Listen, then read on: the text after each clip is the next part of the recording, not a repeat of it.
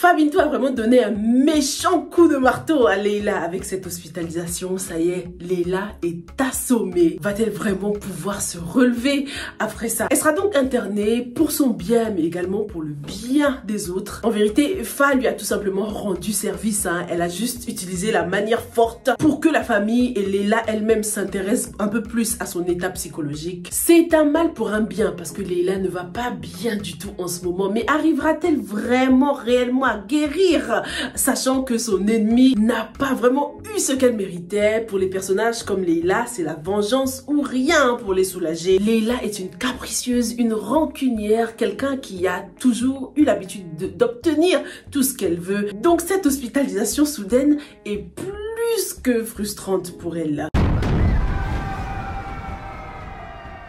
Dans cet épisode, on constate que plusieurs personnages se retirent un peu à peu. En commençant par Leila qui va donc être hospitalisée. On a également Fa qui a l'intention de repartir en France. Et puis on a Mary qui a eu une opportunité en Suisse.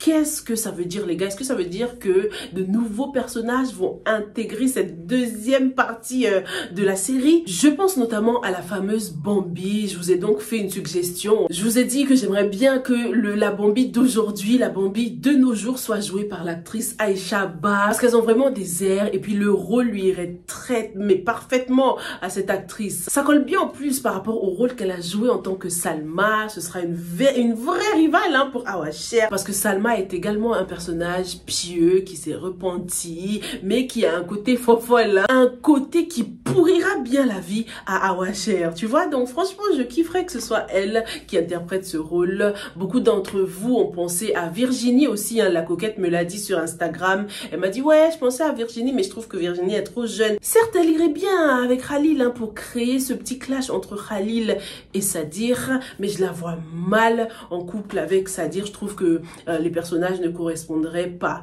Je pense également à l'actrice qui interprète le rôle de Lala dans la série d'Échéance.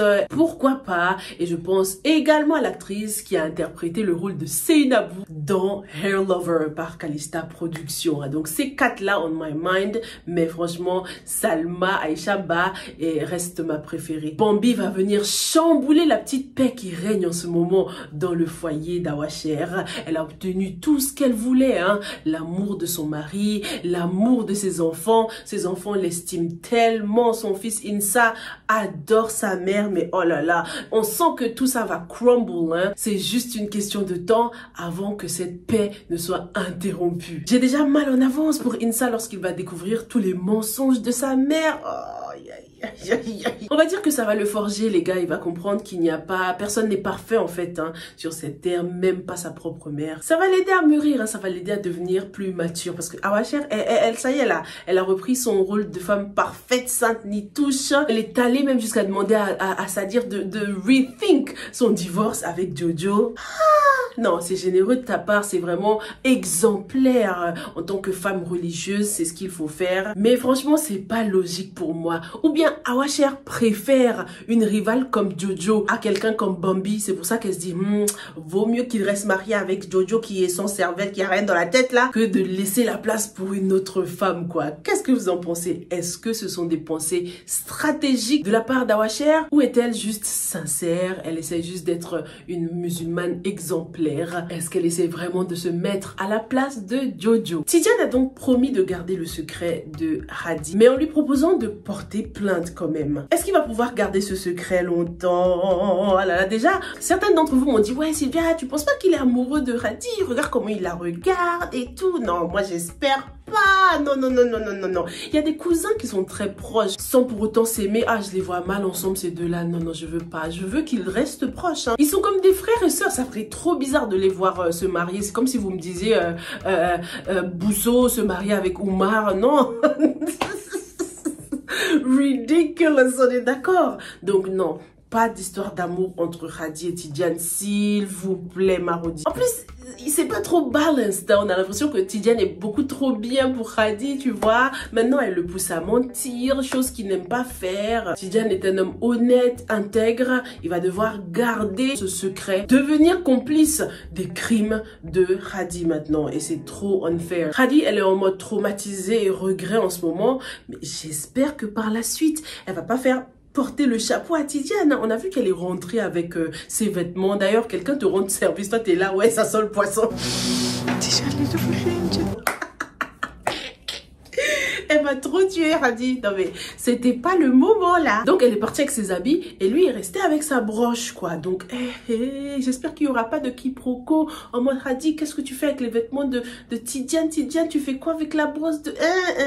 On veut pas ça. Tout peut arriver les gars. Franchement, Hadi est tellement traumatisée qu'on dirait que la vision négative, péjorative qu'elle avait déjà des hommes, des relations, c'est empiré avec ce qu'elle vient de subir. On voit qu'elle ne supporte même pas qu'on la touche ni rien. Comment ça va se passer avec son copain? Il va bien falloir qu'elle en parle et Tidiane va être son seul confident pour l'instant. Puisque Leila n'est plus là, Hadi n'a plus ses repères. Elle ne peut pas du tout parler de ces choses-là avec Bousso, ni avec sa mère qui est toujours en décalage total avec la réalité de ses enfants. Donc il n'y a que Tidiane qui puisse la comprendre en ce moment. J'espère que ça ne va pas faire de jaloux et spoil l'amitié entre Ousseynou et Tidiane. Il va le sentir hein, que Hadi lui cache quelque chose. Est-ce que ce sera le secret de trop? Revenons un peu sur cette scène de la douche qui m'a tout de suite renvoyé à la scène de la douche avec Linda de la série Déchéance.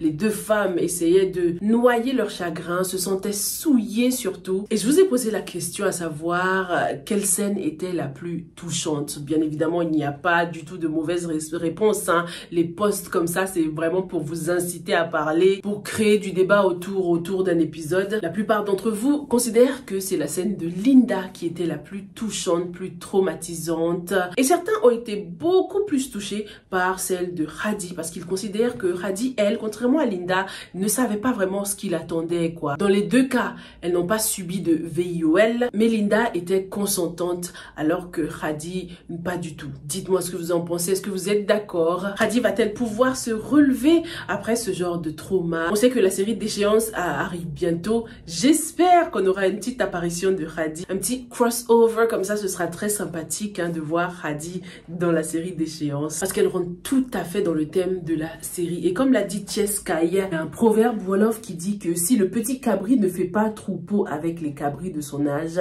il finira par faire troupeau avec le couscous. C'est valable pour ces deux petits cabris qui ne veulent pas rester avec le troupeau, donc vivre avec leur âge réel. Et oui, dans les deux cas, que ce soit Linda ou encore Hadi, elles ont été trop attirées par la facilité. À aucun moment, Hadi ne nous a parlé d'aller trouver un travail pour pouvoir avoir de l'argent et réaliser ses rêves. Elle a toujours compté sur l'argent des autres, la voie facile. Dites-moi ce que vous avez pensé de cet épisode. Est-ce que vous trouvez que Fa est allé trop loin avec cette histoire d'hospitalisation? Et Seydou qui se pointe chez les parents de Leila, là on en parle. Heureusement qu'il n'y avait que sa mère. Si c'était son père qui avait ouvert la porte, enfin, tu peux pas venir. Un ex peut pas se pointer comme ça, surtout que la famille le connaît sûrement déjà, puisqu'il a déjà brisé le cœur de Leila. J'ai trouvé ça trop facile à ce scénario. Il se pointe comme ça, le mec. On va dire que les parents ne le connaissaient pas. Il est vraiment culotté hein, après ce qu'il lui a fait subir. Merci beaucoup d'avoir regardé cette analyse jusqu'au bout et on se retrouve dans la prochaine analyse. Stay safe and stay blessed. Bye.